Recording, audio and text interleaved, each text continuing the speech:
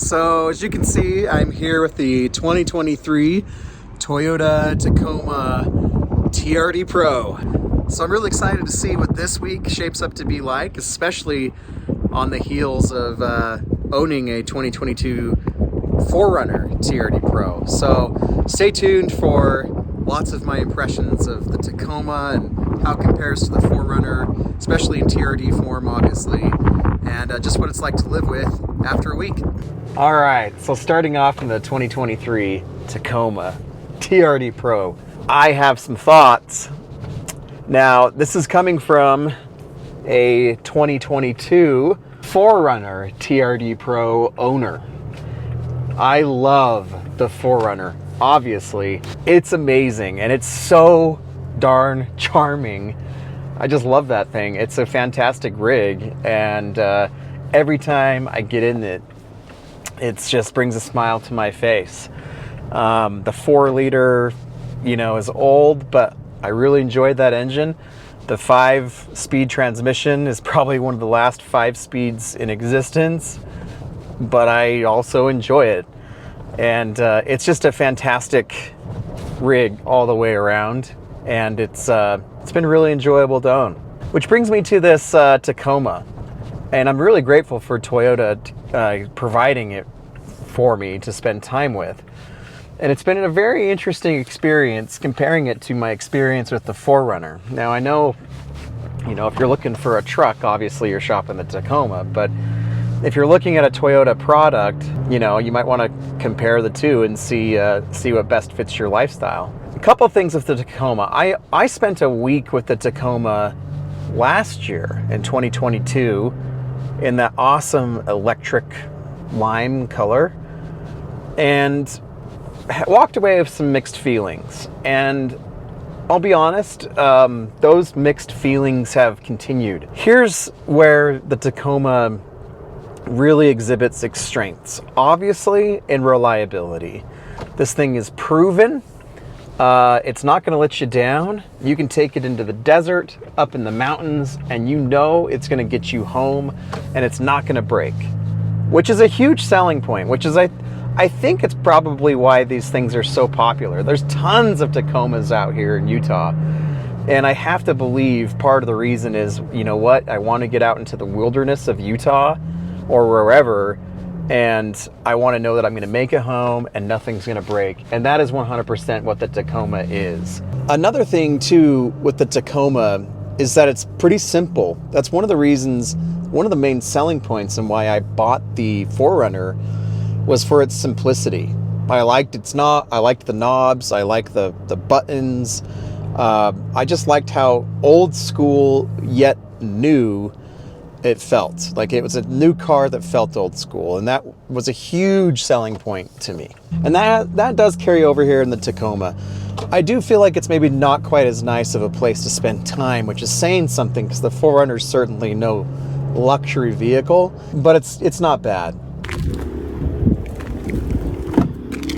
Coming in, you have about what you'd expect from the last several years of the Tacoma.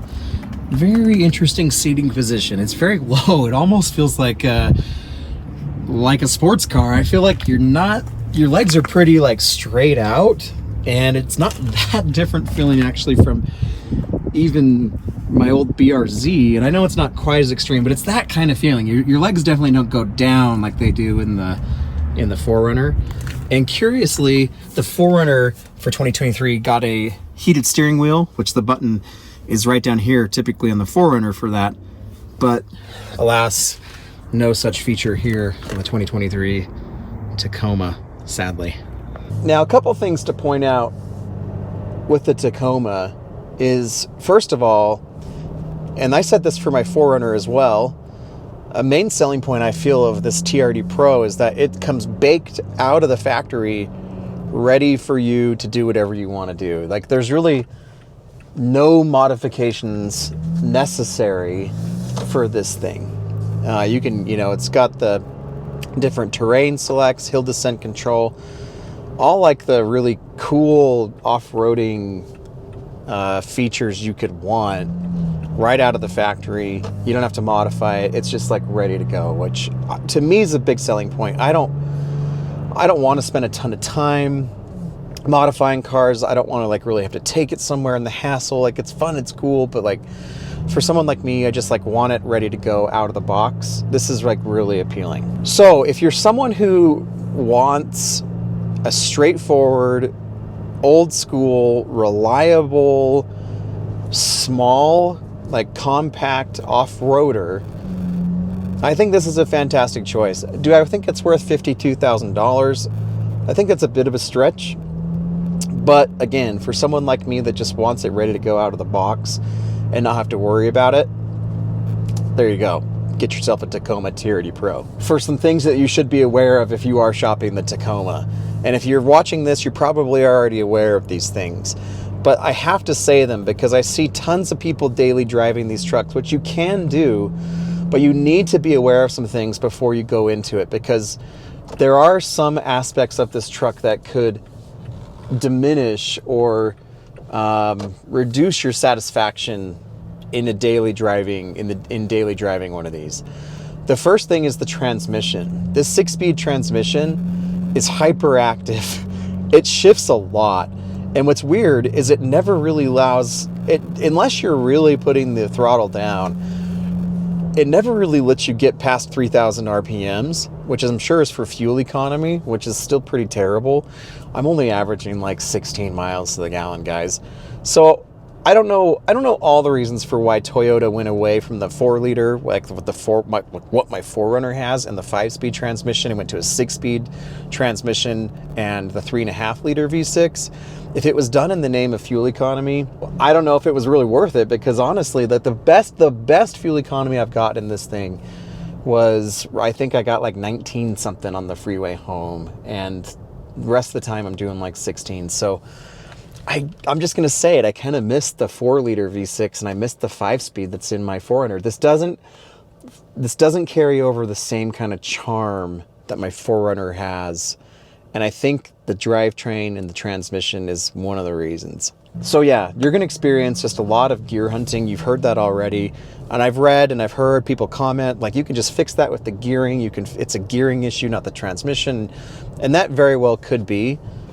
But again, I don't really want to have to buy a truck and then immediately re-gear it for me to enjoy it. Like, I want to feel some power out of it, and it's kind of hyperactive. So just be aware of it. It's not necessarily like a bad thing. Like, I'm sure you'd get used to it, but it is a reality of the Tacoma that this transmission paired with this V6, which doesn't make a ton of power, is just gonna like be searching all the time, but it never really searches above 3,000 RPM. Like, it's crazy. Like, this thing loves to stay as close to 1,000 RPMs as it possibly can. Like, some other things that you need to be aware of if you're buying, and again, these aren't like deal breakers, but you're just things that you just need to know.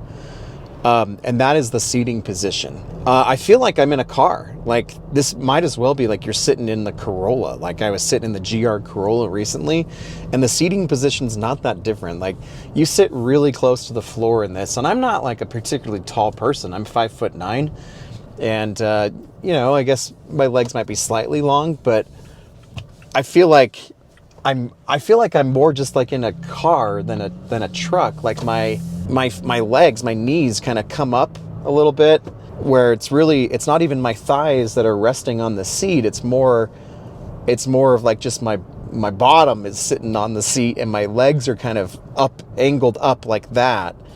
And so if you were to go on long drives in this thing, you might get pretty tired out pretty quickly. Some other just interesting quirks that you should be aware of is again with these seats, like, it says on the window sticker that they're leather. I wonder if just like the side bolsters are leather, because the middle parts definitely does not feel like leather to me. But I mean, regardless, I don't know. I just don't know why they couldn't have done the same like Syntex or Softex material that they do in the 4Runner. I really like that. And the seats in the 4Runner, amazing. I love those seats in the 4Runner. Other than that, guys, if you know those things going into it, and you're just wanting something reliable to take you in the mountains, take you in the desert, like I said, you're going to be pretty thrilled with this thing. The Tacoma's been around for a long time in this variation, in this like generation, for a reason. Like, it's pretty good. And you're just going to have to be aware of the driving position, the transmission. There's not that much power, but I mean, again, if you're into off-roading and adventuring and all that stuff, solid pick. Anyway, guys, thanks for watching. As always, I appreciate it. Like, subscribe, comment. Let us know your experience owning a Tacoma, especially if you've owned one and a 4Runner. I'm curious if you have the same thoughts I do coming from 4Runner ownership into a Tacoma. Anyway, thanks, guys. Talk to you later. See ya.